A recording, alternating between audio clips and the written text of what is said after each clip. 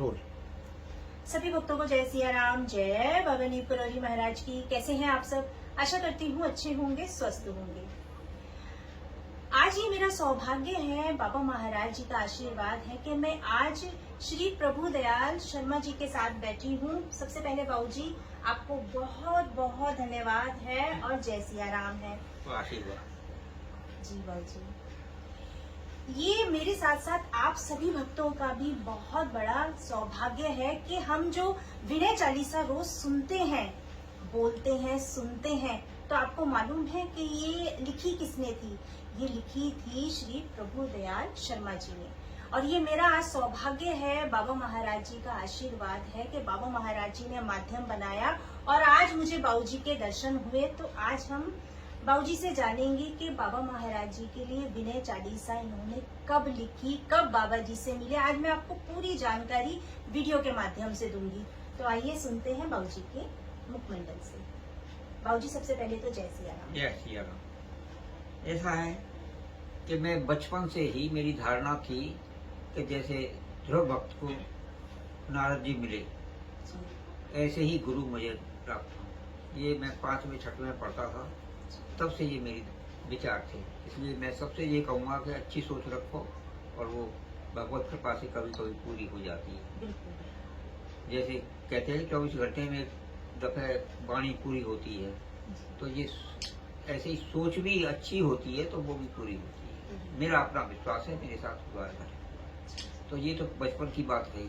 High school पास करने के बाद मेरे शिक्षा गुरु डॉक्टर चंदनलाल पारा सर ने मुझे आशीर्वाद दिया था कि तुम्हें महापुरुष मिलेंगे। दूसरा ये महापुरुष खोजने की और गुरु खोजने की प्रेरणा इससे मिली। अच्छा, तीसरी बात ये महाराज के मिलने से पहले की बात बता रहा हूँ आपको। हाँ जी, हाँ जी। मेरी पोस्टिंग हुई थी वृंदावन में। वृंदावन के लिए हुई थी आगरा में, आगरा ITI में, और वृंदावन के लिए आगरा ITI मथुरा के लिए आगरा में मेरी नियुक्ति हुई थी। तो कुछ दिन तो आगरा में काम हुआ। उसके बाद वो शिफ्ट हो गया। तो शिफ्ट हो गया था, उसके एक साल बाद मेरा अपॉइंटमेंट हुआ था 62 में। 63 में मैं पहुंच गया। तो 64 की बात है सर। तो 64 में मैं किसी काम से अपने ITI आगरा आया, कोई कागजात लेने के लिए। अब मेरा घर आगरा में है, तो मैं घर जा रहा था वहां से। तो नटराज सिनेमा है आगरा में ही, उसके पास एक नादिया वाला तमाशा कर रहा था। पूछ रहे थे लोग अपने सवाल, मुट्ठी बांध करके कि हमारा काम होगा कि नहीं होगा। मैं भी तमाशा देखने के लिए खड़ा हो गया। 64 की बात है, 64 की बात है। और जब सब लोग अपना सवाल पूछ चुके, मुझे कोई सवाल नहीं पूछना था। भगवान किसके सबसे ज्यादा नजदीक है, तो वो नादिया मेरे पास आके खड़ा हो गया, मुझे स्पर्श किया उसने। मुझे विश्वास तो नहीं हुआ, पर खुशी हुई कि इतने बड़े समाज में मेरा सम्मान हुआ जी। दूसरा सवाल किया कि एक साल में विशेष बस भगवत कृपा किसके ऊपर होगी, फिर मेरे पास खड़ा हो गया। और एक साल बाद मुझे महाराज नीम करौली मिल गए। नीम करौली बाबा जी आपको मिल गए। तो ये तो पहले की बातें हैं जी। अब मैं बताता हूँ एक्चुअल बात। ये सब मैंने विश्वास नहीं किसी बात पर किया, पर चलो ठीक है। अच्छा, अब सन 65 में सितंबर में बाढ़ आई हुई थी जमुना जी में, जबकि बात है ये विशेष बाढ़ आई थी। उससे पहले ऐसी बाढ़ आई नहीं थी। 2-3 दिन की छुट्टी, पानी ITI में भर गया था। तो मेरी तबीयत भी कुछ खराब थी, ऑफिस गया नहीं, अकेला था घर पे। खाना पीना खा करके कुछ घूमने की इच्छा से मैं बाहर निकला। और वृंदावन में लुटेरी हनुमान जी हैं, वहां तक मेरा जाने का विचार था। भक्ति भाव से नहीं, दर्शन करने के लिए नहीं, केवल घूमने की बात पे। अच्छा, जब मैं घूमने के लिए निकला तो परिक्रमा मार्ग आते ही ट्रेजरी क्लर्क डॉक्टर नहीं थे, JP सिंगल, मुझे वहां मिल गए। क्योंकि मैं ट्रेजरी जाता रहता था, कैशियर था ITI में। तो उनसे संपर्क था, रामा कृष्णा हुई, कुशल क्षेम पूछी। उसके बाद वो बोले कि तुमने बाबा नीम करौली के दर्शन किए हैं? मैंने कहा नहीं किए हैं। तो दर्शन नहीं किए तो नाम तो सुना होगा। बहुत बड़े महात्मा हैं, मैंने नाम भी नहीं सुना है। तो बोले कि अच्छा अमुक स्थान पर उनका आश्रम बन रहा है, तुम जाओ उनके दर्शन करो, उनसे मिल करके तुम्हें बहुत लाभ होगा। जी तो मैंने ये सोचा कि लाभ नहीं होगा तो दर्शन करके नुकसान भी क्या होगा। पहले तो मैंने अपनी जेब में चौड़नी नहीं है, तो ले क्या लेंगे मुझसे। जी जी जी शंका ये थी कि महात्मा लोग कुछ ठगी होते हैं, तो ठगी के चक्कर में नहीं आऊं। जी तो अब ये सोच करके मैं चल दिया उधर। वहाँ जो महात्मा उनकी सेवा में थे उनसे पूछा, बाबा नीम करौड़ी का स्थान यही है? कि हाँ यही है। तो मैंने कहा दर्शन कभी आते हैं। थोड़ी देर बाद बाबा मेरे सामने से निकल गए। मैंने समझा ये कोई सेठ हैं, बाबा के दर्शन करने आए हैं। ये नहीं समझा कि ये बाबा हैं। बाबा के भेष में ही नहीं थी, जी मूछें थी बड़ी बड़ी, चप्पल ओढ़े हुए थे सफेद। तो मैंने दर्शन करने आए हैं। जी फिर मैंने उन बाबा की सेवा में जो थे उनसे पूछा कि आए नहीं, कि अभी तो निकल गए हैं। जी तो मैंने तो प्रणाम भी नहीं किया था उनको, मैंने बाबा के दर्शन कराओ। तो अब वो फिर अंदर गए, तब मेरी अश्रद्धा और बढ़ गई। मैंने अब मुझे दर्शन कराने ले जाते जी तो ठीक था। अब मुझे दर्शन देंगे कि नहीं, ये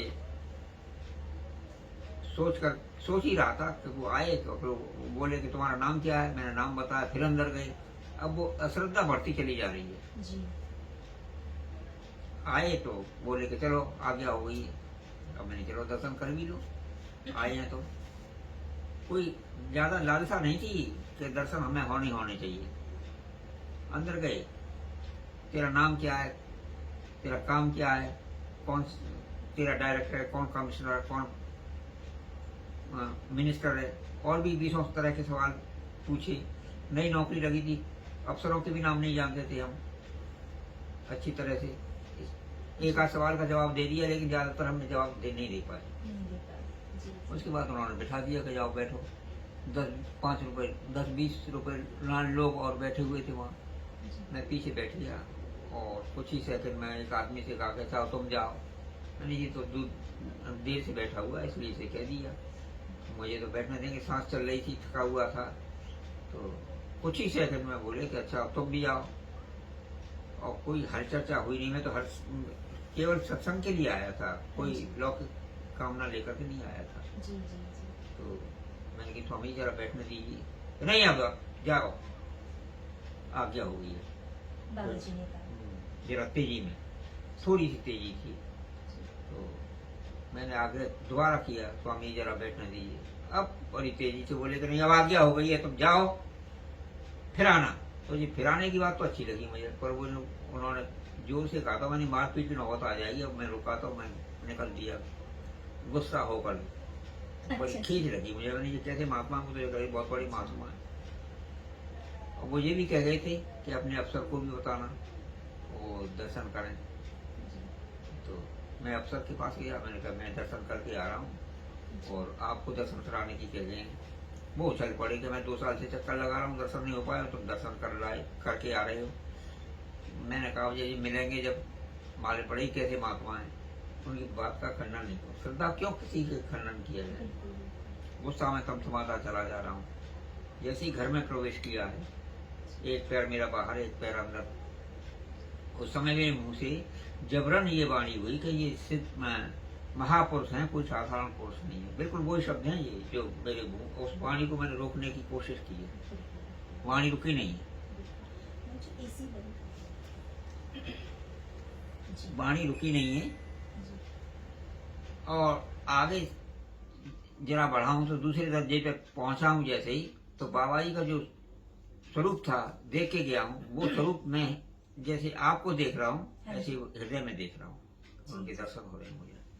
अब जो मेरी भावना लालसा थी, जैसे ध्रुव को उनके गुरु मिले थे, ये मैं तृप्त हो गया कि मुझे तो भगवान मिल गए।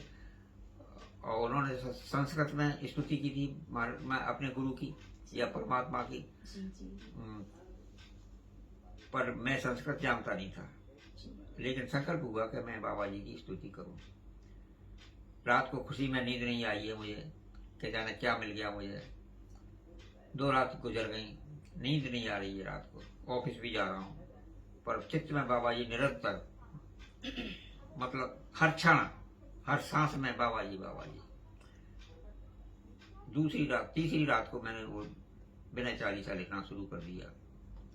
विनय चालीसा में लिखा है ना, मैं हूँ बुद्धिमलीन अति श्रद्धा भक्तिहीन, करूँ विनय कछु आपकी हूँ सब ही विद्येन। ये पहले ही दिन लिख दिया था मैंने, लेकिन लिखना ये चाह रहा था, मैं हूँ बुद्धिमलीन अति श्रद्धा भक्ति विहीन, लोभी लंपट लालची काम क्रोध आदि। ये मैंने नहीं लिखा, इस बात का मुझे अफसोस है।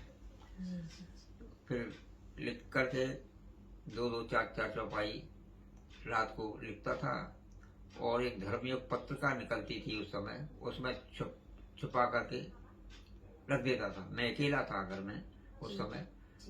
2-4 दिन बाद पत्नी भी आ गई, तो उनकी नोटिस में भी नहीं लाना चाहता था, लिख करके मैं दुबका के रख देता था। तो किसी ने देख लिया हो उन्होंने लिखते हुए रात को, तो उन्होंने व्यंग में कहा कि मुझे मालूम है तुम किस चक्कर में हो। हाँ। जी। तो मैंने उनको बताया नहीं, डिस्क्लोज नहीं किया कि मैं बाबा के चक्कर में हूँ। जी। हुआ ये कि लिख करके फिर मैंने उसको बाई पोस्ट बाबा को भेजा है, वृंदावन में रहते हुए। दूसरे दिन मैंने कोशिश की कि चिट्ठी आई क्या मेरी, कोई चिट्ठी आई क्या मेरी, कोई जवाब ही नहीं मिला, कोई रेस्पॉन्स नहीं मिला ऑफिस से। और कई दिन मैंने कोशिश की, कोई चिट्ठी आई क्या, मैंने देर अबेर हो जाती है डाक में, पर कोई पता नहीं चला। मैंने कहा मेरी रचना तो खड्डे में गई। अब इस बात को हो गए 2 साल, को 2 साल क्या 3 साल हो गए शायद। तो बाबा जब वहाँ जाते थे कैंची, तो माँ की बड़ी प्रशंसा करते थे, कैंची के लोगों की, कैंची के वातावरण की। रमणीक वातावरण है, देखने योग्य है, घूमने योग्य है। तो मेरे जब 69 में मुझे आने लगे, तो जब प्रशंसा कर रहे थे कैंची की, तो मैंने कहा महाराज आप वहाँ की प्रशंसा कर रहे हो, वो तो घूमने फिरने की जगह है और संपन्न लोग जाते हैं, मैं कहाँ जा पाऊंगा। उस समय तो चुप हो गए, पर जब जाने लगे कैंची, तो कड़ाई के साथ आदेश हुआ कि अब की तुम्हें कैंची आना है। अच्छा जी। मैं कैंची गया। फिर कड़ाई की, मैं तो मान चुका था उनको, भगवान मान चुका था, भगवान की लीला हो गई मेरे साथ। तो उसके बाद कैंची पहुंचा तो बाहर के कमरे में मुझे ठहरा दिया गया। बाबा जी थे नहीं, मैंने सोचा कि बाबा जी तो है नहीं और मुझे कोई जानता नहीं है, इसलिए मुझे बाहर ठहरा दिया है। 1-2 घंटे बाद बाबा जी आए तो हल्ला मचाते हुए, ये किसने ठहरा दिया बाहर। मुझे अंदर ले गए और सबसे बढ़िया और सबसे बड़ा हॉल जो था उसमें मुझे ठहरा दिया, जिसमें आज VIP लोग ठहरते हैं। उसका पार्टीशन हो गई, जब तो एक ही था हॉल को। अच्छा जी, उस समय में। हाँ, उसके बाद रात को खाना पीना तो जाते ही मिल गया था, पूरी और साग और बहुत। उस समय ऐसा था कि दिन भर भंडारा चलता रहता था, रोज हमेशा बनता ही रहता था प्रसाद। वहाँ पर कैंची में हमेशा प्रसाद चलता रहता था। 4 पूरी और आलू की सब्जी खाओ, और एकादशी के दिन हलवा बनता था आलू का। अच्छा जी। हाँ, पहाड़ी चीज, वो हलवा बढ़ता था। एकादशी को ये नहीं बढ़ती थी पूरी और साग। अब दूसरे दिन जब दूसरे दिन जब उठा भी नहीं था मैं, जब तक तो चाय वाला पहुंच गया कमरे पे कुल्लर में। चाय केबाड़ खटखटाए, केबाड़ खोले, नहीं यहाँ तो बड़ा आनंद है, घर से भी अच्छा। सही कह रहा हूँ मैं आपसे। तो मैं चाय पी, उसके बाद घूमने लगा तो वो विनय चालीसा कोई पढ़ रहा था। अच्छा जी। तो मैंने सोचा, मैंने किसी को बताया नहीं ये विनय चालीसा कौन पढ़ रहा है। उस व्यक्ति के पास पहुंचा मैं, तो पम्पलेट छपा हुआ था 2 पेज का, लाल। मैंने ताज्जुब किया, खुशी भी हुई कि मेरी रचना छप गई। उससे पूछा मैंने किसने छपवाया है। वो अमुक व्यक्ति बांट रहे हैं। उन व्यक्ति के पास पहुंचा जिन्होंने छपवाया था, बांट रहे थे। उनसे पूछा मैंने किसने छपवाया। वो बोले किसने लिखा है। मैंने मेरे सवाल का जवाब नहीं दिया तुमने, और ये उल्टा कह दिया कि सवाल पूछ लिया कि किसने लिखा। बातों में पहुंचा गए कि ये तुमने लिखा है। तब फिर उन्होंने उसकी हिस्ट्री बताई कि ऐसा है कि बाबा जी के पास चिट्ठियां आ रही थी, लिफाफे आ रहे थे, बाबा जी का अभिवादन कर रहे थे लोग, बाबा जी को प्रणाम कर रहे थे, बाबा जी को राम राम लिख रहे थे, बाबा जी को नमस्ते लिख रहे थे, और भी जो जिसके मन में आया था वो लिखा जा रहा था, और बाबा जी उसको फाड़ के फेंक रहे थे। उनमें ये भी था विनय चालीसा। और उसके बाद वो जो इस समय पुजारी है, बड़ा पुजारी लखनऊ में, नाम भूल रहा हूँ इस समय, भवानी, वो बाबा जी की सेवा में थे उस समय वहां वृंदावन में, और वो झाड़ रहे थे कमरे को, कागज पागज सबको फेंक रहे थे। तो कोई मैं एक एक कागज का देख रहा था, उनमें ये विनय चालीसा मुझे मिल गया जी। तो मैंने इसको, बाबा जी ने फाड़ के फेंक दिया था, मैंने इसको जोड़ तोड़ करके छपवा दिया है। अच्छा जी। ये इसके कहानी। और एक बार जैसे ही बाबा जी मिले थे 8-10 दिन में, जी। श्रीमती जी आ गई थी तो उन्होंने कढ़ी बनाई, रोटी बनाई, चावल बनाए कि नहीं मुझे नहीं मालूम है। तो मेरी इच्छा तो बहुत हुई कि मैं बाबा जी की कढ़ी ले जाऊं, पर मैंने बहुत बड़े महात्मा हैं, पाएंगे कि नहीं, ले नहीं गया। वहां पहुंचा, तू खाया आया और मेरे लिए नहीं लाया। बाबा जी ने कहा। हाँ, और मैं बड़ा शर्मिंदा हुआ, मैंने कहा देखो ये कैसे हृदय की बात है। और मैं फिर दोबारा आया, पत्नी भी पा चुकी थी, वो जो शेष बची थी वो कढ़ी लेकर के और रोटी लेकर के बाबा जी को, वो बड़े प्रेम से बाबा जी ने पाई। तो मैं तो अपने को धन्य समझने लगा उसी समय से कि इतना इसने इतने बड़े महात्मा और मेरा प्रसाद पा रहे हैं, समझ लीजिए इस बात। एक बार ऐसे ही अंगीठी पे फूस के महीने में हमारे यहाँ होता है कि कुछ पकवान बनते हैं, अंगीठी पे दाल के मंगोड़े और बाजरे की टिकिया, उसमें गुड़ के साथ मार करके बाजरे का आटा, उसमें तिली मिला करके टिकिया बनती हैं। अच्छा जी। आपके यहाँ बनती है कि नहीं बनती है? हाँ जी, हाँ जी, जी जी। तो वो बनी, तो मैंने वाइफ से कहा कि ये तो पहले बाबा को पहुंचनी चाहिए। वो बोले कि नहीं पहले तुम खा लो, और ये ठंडी हो जाएंगी, फिर तुम्हारे मतलब की नहीं रहेंगी, मेरे मतलब की नहीं रहेंगी, और अंगीठी ठंडी हो जाएगी। तो अब मुझे थोड़ा सा कष्ट तो हुआ, पर मैंने भरे मन से मैंने कहा अच्छा तो बाबा जी के निकाल के रख दो, एक तसरी में पकौड़ी रखती है, एक तसरी में वो रख दी। अब मैं खाना खाने, जैसे गैया के लिए चंदिया रख देते, गैया नहीं है तो क्या करें, गैया रखती है। खाना खाने के बाद खाते समय जो मंगोड़ों की तस्वीर थी उससे मेरी थाली छप गई। अच्छा जी। तो मेरी दृष्टि में वो झूठी हो गई, तो वो उनको मैं लेकर के नहीं गया, केवल वो ले गया बाजरे की टिकिया। बाबा जी बैठे हुए थे, उनकी कुटिया के सामने जो पड़ा हुआ है तखत, उस पर विराजमान थे।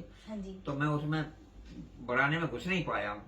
उससे ही पहले बोले कि तू मंगोड़े क्यों नहीं लाया, और वो जो टीस थी मेरे अंदर वो सब निकाल दी मैंने। महाराज झूठे हो गए, अरे प्रेम में काय को झूठो सांसो है। बाबा नीम करोड़ी अंतर्यामी बड़ी, वो कांटा जो मेरे दिल में था वो उन्होंने निकाल दिया। बिल्कुल भाव चाहते हैं और फिर बाजरे की रोटी और बथुआ का रायता घर से जगदा कदा मंगा लिया करते थे, रोज तो नहीं। पर चाय जब कहते थे कि कल तेरे यहाँ से वो आएगा, और बड़े बड़े रईसों का खाना आता था, वो मेरा पा लेते थे, तो मैंने तो पा लिया। कृपा है बाबा जी की। कृपा नहीं, मैं खोज कर रहा हूँ कि मेरे जैसा कृपा पात्र कोई हो। हाँ, और मुझे बात बताऊँ, मैं विक्षिप्त हो गया, मुझे नींद नहीं आती थी जी। नींद नहीं आती तो परिवारीजन तो परेशान हुए, पागल हो गए, क्या बात है। डॉक्टर को दिखाया, डॉक्टर ने मुझे पागल डिक्लेयर। पुष्पांजलि। हाँ, तो अभी जो आप बता रहे थे वहीं से शुरू करना, जो पहले बताया। हाँ, तो पागल खाने पहुंचा, मैं पागल को डॉक्टर को दिखाया। हाँ जी। नींद नहीं आती थी, ये परेशानी थी। और एक बार मैंने महाराज जी से कहा था कि महाराज मुझे पागल कहते हैं, तो महाराज ने ये कहा कि तू पागल नहीं है, जो तुझे पागल समझते हैं वो पागल हैं। क्योंकि वो अहम ब्रह्मास्मि जी। वो मैं महसूस कर रहा था कि बाबा मैं नीम करोड़ी, मैं आपको सही बात बता रहा हूँ, ये गलत बात है वैसे, सांसारिक दृष्टि से, पर मैं अपने को बाबा नीम करौली समझने लगा था। तो डॉक्टर ने पूछा, बात की घर गृहस्थी की, ऑफिस की। जी। सबसे पहले तो उसने पूछा बाबा नीम करौली कौन है। मैं सावधान था, मैंने कहा बाबा नीम करौली बहुत महापुरुष हैं, अच्छे संत हैं, आप जाइए, आप खुद देखिए, हाँ जी। तब आपको मालूम पड़ेगी। सही जवाब था मेरा। उसके बाद कुछ और बातें करने लगा, इस घर की गृहस्थी की और ऑफिस की। फिर बीच में पूछा ये नीम करौली बाबा कौन है। फिर मैंने वही जवाब दिया, मैंने पागल डिक्लेयर कर देगा ये, मैं जरा भी। तीसरी दफा फिर पूछा उसने, तो मुझे मैं पागल है जी, मुझे पागल डिक्लेयर कर रहे हैं। तो वो खुद कह गया, मैंने जो बाबा नीम करौली वो मैं, उसने डिक्लेयर कर दिया। और वो 5 शौक लगे मेरे, इसलिए कि मैं बाबा नीम करौली को भूल जाऊं। मैं सब रिश्तेदारों को भूल गया, पर बाबा नीम करौली को नहीं भूल नहीं पाया। भूला। बिल्कुल बिल्कुल, ये कृपा है बाबा जी की। ये कृपा है। तो बाबू जी, जब आप बाबा जी से मिले, नीम करौली बाबा जी से मिले, तो वो कौन सा सन रहा था और आप उस समय कितनी उम्र आपकी रही? नहीं, 24-25 साल की रही। सरकारी रिकॉर्ड में भी मैं 5 जून 1940 का जन्म है। अच्छा। और सितंबर 65 में मैं बाबा जी से 65 में मिले, तो कितना समय आपका सानिध्य है बाबा जी के साथ? सन 73 तक रहा बाबा जी के साथ में मुझे। जी, हाँ, 69 में मेरा जब ये विक्षिप्त की अवस्था हो गई थी, थोड़ा ठीक होने लगा था, जी। शरीर जीर्ण हो गया था, तो मेरा ट्रांसफर हो गया मैनपुरी। अच्छा अच्छा। मैनपुरी में व्याकुल हो रहा था। देखिए वो बात जो मैंने बताई ना, मैंने लिखा मैं हूँ बुद्धि मलिन, श्रद्धा भक्ति विहीन, लोभी लंपट लालची, काम क्रोध आदि, ये नहीं लिखा तो, लेकिन वास्तविकता वो इससे संबंधित घटना है। जी। मैं लोभ में आ गया। बाबा जी की कहा मैंने, बाबा ट्रांसफर हो गया मेरा। तो बाबा बोले कि तुम ऐसा करो और डॉक्टर का सर्टिफिकेट दे दो। मैंने बोला, लोभ था बाबा, मैं जाऊंगा तो मुझे टीएडी मिलेगा, आऊंगा तो डीएडी मिलेगा, आप ट्रांसफर तो कैंसिल करा ही दोगे, तो मुझे जाने दो। तो कहते राजी। अब मैं चला गया। 2.5-3 साल हो गए मुझे फिर बाबा जी के पास। अब बड़े बड़े अफसर आते थे। जी जी। मेरे जॉइंट डायरेक्टर आए थे दर्शन करने के लिए। बाबा जी से कहा, बाबा जी ने कहा उससे, मेरा एक वक्त ट्रांसफर हो गया है मैनपुरी, उसका ट्रांसफर कर देना मैन वृंदावन में। वो बोला कि नाम क्या है, कि नाम नहीं मालूम मुझे। अच्छा जी। फिर उसने मालूम करके नाम पता सब ट्रांसफर मेरा कर दिया वृंदावन में। जॉइंट डायरेक्टर ने ट्रांसफर कर दिया मेरा।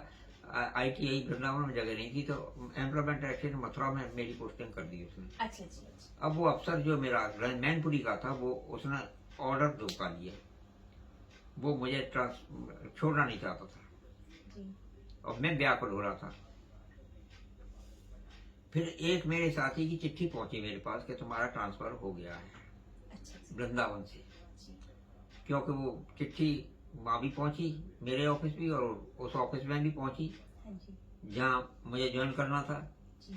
और वृंदावन वालों को पता चल गई, तो उन्होंने मेरी चिट्ठी लिख दी कि अब तुम्हारा ट्रांसफर हो गया है। अब मुझे मालूम पड़ गई, अब तो मेरी बेचैनी और बढ़ गई कि ये मुझे अफसर छोड़ नहीं रहा है। जब मैं ज्यादा बेचैन हो गया, तो मैंने घर जा करके, बाबा जी की दी हुई तस्वीर है ब्लैक एंड व्हाइट छोटी जी, उसकी मैं पूजा करता हूँ। उसी के सामने मैंने प्रार्थना की, महाराज आप संभालो, मुझसे अब नहीं हो रहा है, आपने ट्रांसफर तो करा दिया, फिर ये मुझे छोड़ नहीं रहा है। जी। शाम को 7:20 पर यह न्यूज आती है कि उत्तर प्रदेश में राष्ट्रपति शासन लागू हो गया है। अच्छा जी।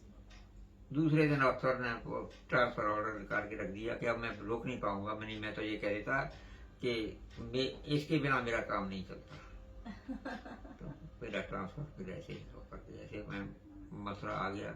जी। अच्छा, बाकी फिर ये और बात बताऊं, लोभी लंपट लालची, काम क्रोध आ रहे हैं, ये बात आते आ रही है, तो बता रहा हूँ आपको। जी, जी, और जी। आप भी अपने श्रद्धा भाव से सुन रही नहीं हैं। नहीं, बिल्कुल बिल्कुल, हम तो सौभाग्यशाली हैं। अब गुरु पूर्णिमा आ गई, जून में हुआ था, जुलाई में पड़ती है। हाँ जी। गुरु पूर्णिमा आ गई, तो बाबा जी तो उस समय कैंची में थे, अच्छा जी। जो जुलाई में कैंची में होते हैं, गर्मी पड़ती है। तो गुरु पूर्णिमा आ गई तो हमने चला वृंदावन। वो हैं हम आपको बताएं, कैंची नहीं आ पाए हम, कुछ तनख्वाह कम मिलती थी, फाइनेंशियल पोजीशन ऐसी नहीं थी कि वो हम, भले ही थोड़ा खर्चा होता था, लेकिन वो थोड़ा ही हैवी था। 70 रुपए वापसी टिकट थी जब मैं पहली बार कैंची गया था, अच्छा अच्छा। समझ लीजिए। जी। और 3 महीने की ड्यूरेशन थी। तो उस समय गया था मैं, 69 की बात है। नहीं, हाँ 69 में गया था। जी तो ये अब हुआ ये कि मैं क्या कह रहा था, गुरुपुरमा को जाने की तैयारी। मैंने वाइफ से कहा मैंने गुरुपुरमा है और वृंदावन चल रहा है कल। हाँ जी तो वहाँ परिवार की एक भाभी है, हमारी पारिवारिक संबंध होते हैं ना परिवार में, चाचा ताऊ जी ताई, तो भाभी लगती थी। जी तो बोली लाला जी मैं भी चलूंगी। अच्छा, जब मैं मैनपुरी से चला था तो 1 महीने की एडवांस पे मिलती है, अच्छा इसलिए कि अपना गुजारा कर सकें। एलपीसी जब पहुंच जाती है दूसरे ऑफिस में तब तनख्वाह बनती है, उसमें टाइम लग जाता है। हाँ जी तो जो एडवांस पे लेकर के चला था मैं, उसी में गुजारा करना था। और अब भाभी बोली कि मुझे भी ले चलना लाला जी। मैंने भी नहीं कर सकते थे, हाँ जी तो थोड़ा सा कष्ट हो रहा था मन में जी जी जी कि जी अब पीछे पड़ गई। कंगाली में आटा गीला ले गए। रास्ते में वाइफ बोली कि मैंने टिकट फेंक दी है, बस के टिकट 8 आने का टिकट आता था, 11 रुपये का आता था। जी तो मैंने उनसे कहा कि ये टिकट तो मैं फेंक दी है, अब ये टिकट चेक करेगा तो हम क्या दिखाएंगे, दोबारा टिकट लेना पड़ेगा। पर वो मांगा नहीं, क्योंकि सवारी पूरी थी, टिकट उतनी बट। जी अब लौटते समय दूसरे दिन जब लौटे हैं तो वाइफ, जब हम रिक्शे से उतरे हैं, बस से उतर के रिक्शे में बैठे, रिक्शे से जब उतरे हैं तो वाइफ बोली कि अब ये टिकटों को फेंक दूं। मैंने अब क्या है, जब फेंक दी थी, बस में से उतरे थे। हाँ जी हाँ जी तो उनके टिकटों के बीच में 10 का नोट लगा हुआ था। अच्छा जी तो मैंने वो बोली वाइफ से, तुमने दिया था? मैंने नहीं दिया है। वो 10 रुपए खर्च जो हुए थे जिसमें लोभ कर रहे थे हम, वो 10 का नोट महाराज जी ने ऐसी कैसी कृपा है, बाबा जी की बहुत कृपा है। और बाबू जी एक पुष्पांजलि के बारे में भी आप हाँ, थोड़ा सा पुष्पांजलि। भक्तों को बताएं। पुष्पांजलि सुनाऊंगा, बताऊं क्या। ये शरीर शांत हो गया महाराज जी का 1973 सितंबर में, 11 सितंबर को। तब होता है श्रद्धांजलि अर्पित करते हैं कि नहीं। हाँ जी हाँ जी तो ऐसी 2-4 लाइन ही लिखी थी जब उनका वो भंडारा हो रहा था। सिद्धि माई सुन रही थी, उनको बहुत अच्छी लगी। जी सिद्धि माँ और तो इसमें परिवर्तन कर दिया फिर मैंने। तो सुन रही थी, उन्होंने बुलाया, मुझे आशीर्वाद दिया कि और लिखो और लिखो।